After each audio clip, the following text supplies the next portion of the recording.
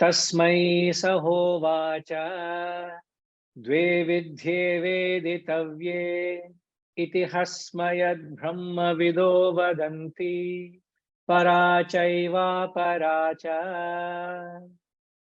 Tasmai sahovacha dve vidhye veditavye iti hasmayad brahma vido vadanti parachaiva paracha. Tasmai, to him refers to Shaunaka. He, ha means verily. He, saha, he refers to Angirasa, said.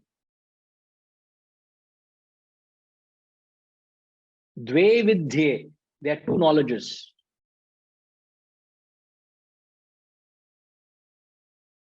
Veditavye has to be known. Two knowledge has to be known. Para, the higher, and apara, the lower.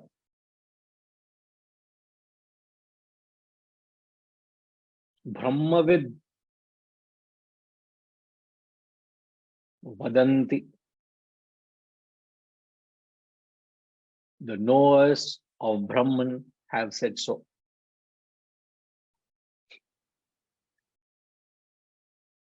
I am not saying the guru of an Upanishad doesn't claim to say it.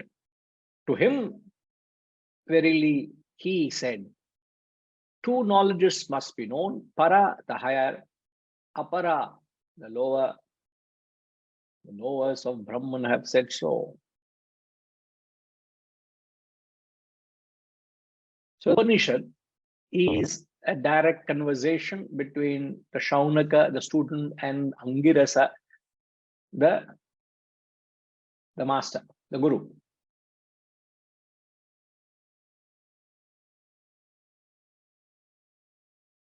Now, RM, Ajima, just put the translation again. Now, I want you to tell me, what do you gather from the very first few words, which is to him, he said. What do you understand by that? What do you gather from that? The Guru Shishya Parampara. No, don't give me the obvious answer. Here we are talking of not Guru Shishya Parampara, Guru talking to a student. Guru Shishya Parampara finished in the previous mantras. To him, he said. What's the implication?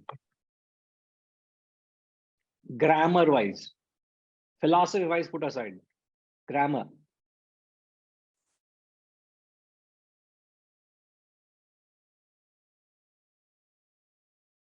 Direct speech, Guruji.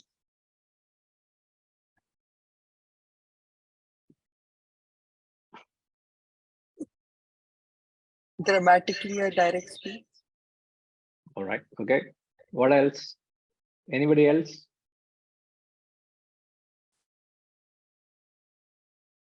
To him, he said. Just by reading that, you get, okay, ma. To him, he said.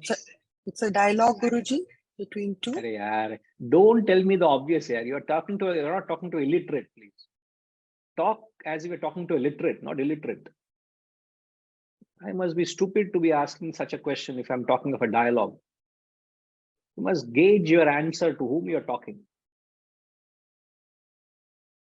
Now again, I'm still sticking with grammar, I'm not going to the philosophy. When it said, to him, he said, the indication is that there is a third person who is saying he spoke to him.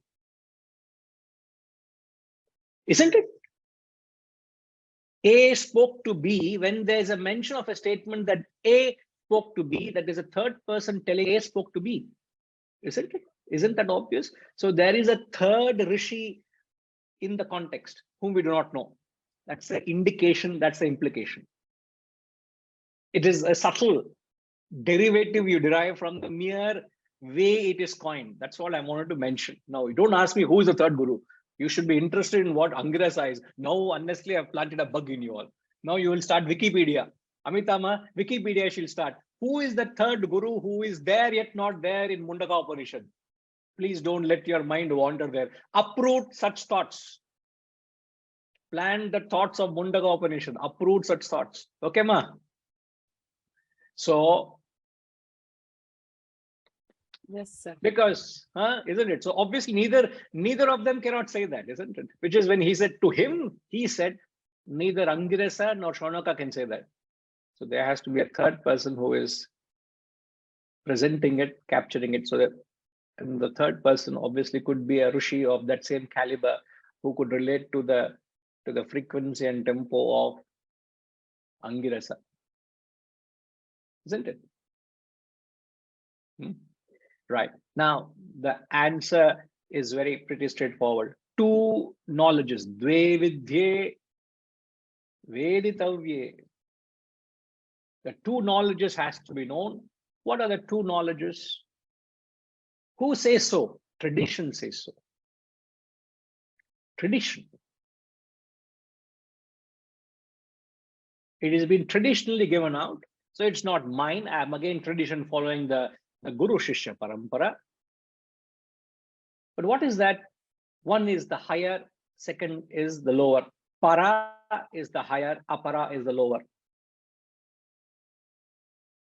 Now, he doesn't mention what the para or apara is. We'll have to gather from our understanding. Para here refers to the higher knowledge. The higher knowledge is the knowing principle or the conscious principle, which is that experience of self-realization of Brahman. That is the para. The highest is that experience of realization, the conscious knowing principle. Apara, the lower, is all the knowledges that you're conscious of. All the knowledges that you're conscious of is the lower. The knowing principle is the para, higher. Now, a simple example. SR, are you following?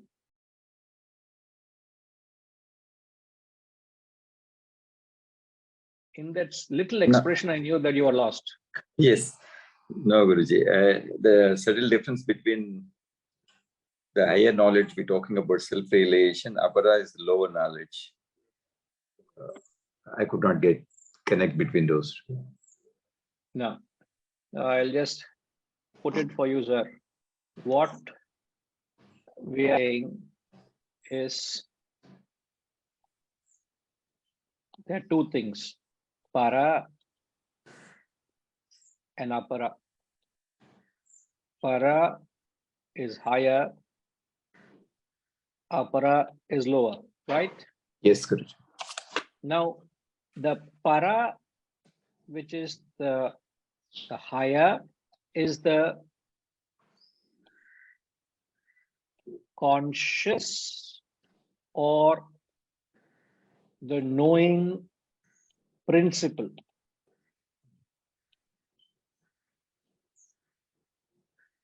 The conscious or the knowing principle is the para.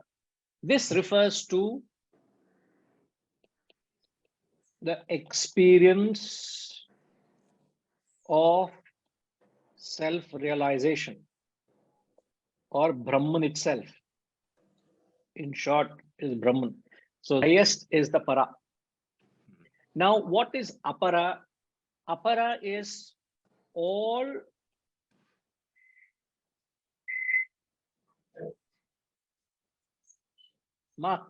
it is plural, all your knowledges. When you say knowledges, which is you're conscious of. Can we call that as a conditioned consciousness, Guruji? Correct, absolutely. All your conditioned conscious, and the pure consciousness is the. Got it. Clear. Now, as Setuji is saying, para is the transcendental. All terrestrial is apara.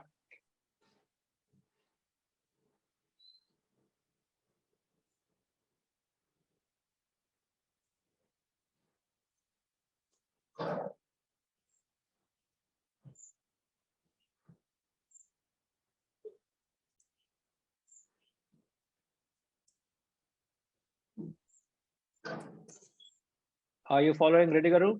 Yes, clear, Guruji. It's clear. So they are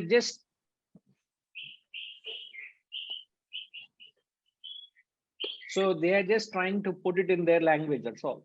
Yes. Now when you go with this, the para can be understood as the waker,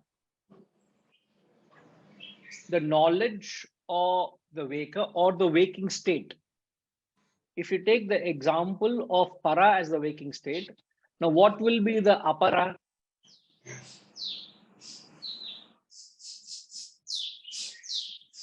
Ridigar, I'm asking you, not your Yes, birds. yes. Your birds are answering. Yes, para is the waking stage. The apara could be a deep sleep, or it could be dream, Guruji.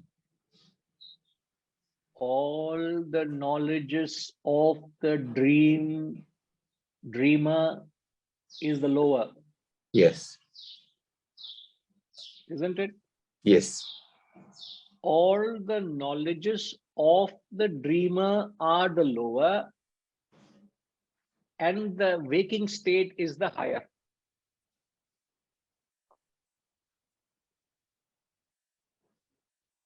Where is the difficulty understanding this?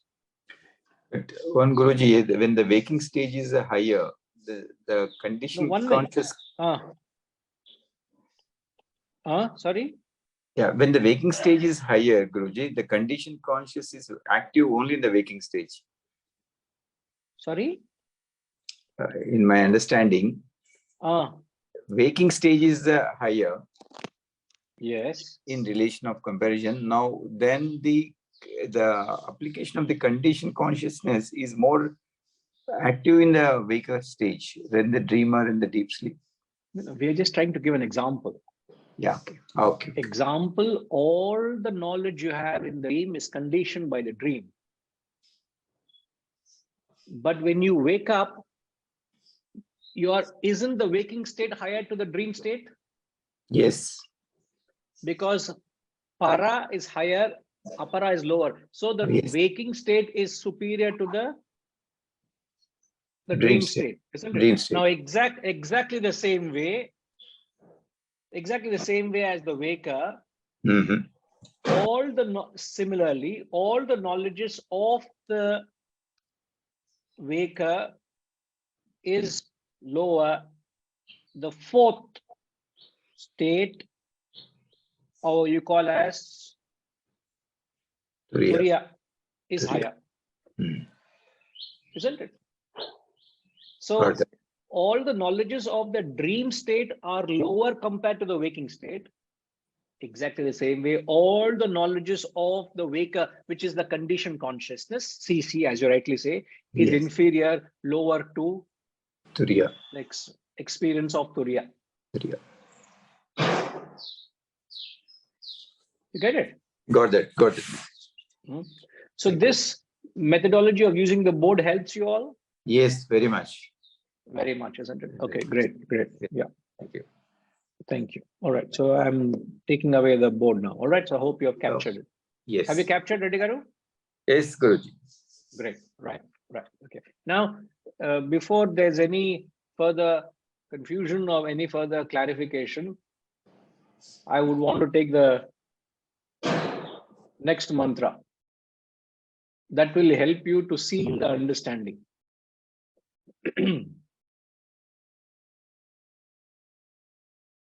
And after that, I can ask any question.